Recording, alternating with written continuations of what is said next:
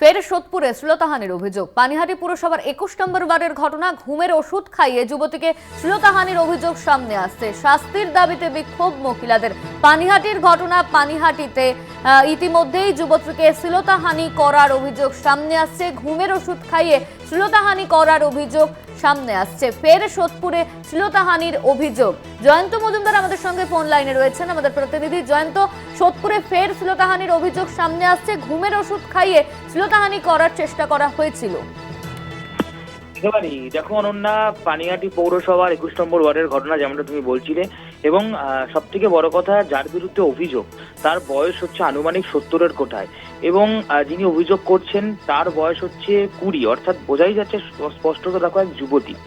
অর্থাৎ তিনি যেমনটা অভিযোগ করছেন যে ওই 21 নম্বর ওয়ার্ডেই তার বাড়ি, এবং ঠিক বাড়ির পার্শ্ববর্তী অঞ্চলেই তিনি কিন্তু ওই যে বাড়ির মালিক যার বিরুদ্ধে মূলত অভিযোগ, সেই কিন্তু মালিককে কিন্তু তিনি মালিক বাড়ি তার বাড়িতে কিন্তু তিনি পড়াতে যান, এবং রোজকারের মতো তিনি কিন্তু দুদিন আগেও একই রকম ভাবে পড়াতে গিয়েছিলেন।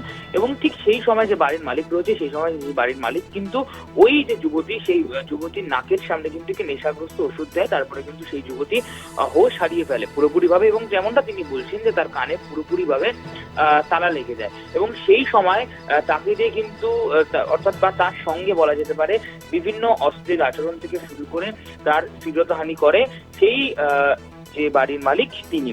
এবং গোটা ঘটনার পরিপ্রেক্ষিতে এতটাই ট্রমাটাইজড হয়ে পড়ে যে সেই যুবতী, যে তৎক্ষণাৎ তিনি বাড়িতে এসে না বললেও তার দুদিন পরে কিন্তু তিনি গোটা ঘটনা তার বাড়িতে জানায়। তারপরে যুবতীর পরিবার সহ যুবতী যখন ওই যে বাড়ির মালিক যার বিরুদ্ধে অভিযোগ তার বাড়িতে যায় এবং গিয়ে দাবি করতে থাকে যে এই ধরনের আচরণ কেন তিনি করলেন, তার পরিপ্রেক্ষিতে কিন্তু দুই পক্ষের মধ্যে বচসা এবং হাতাহাতি শুরু হয়ে যায়।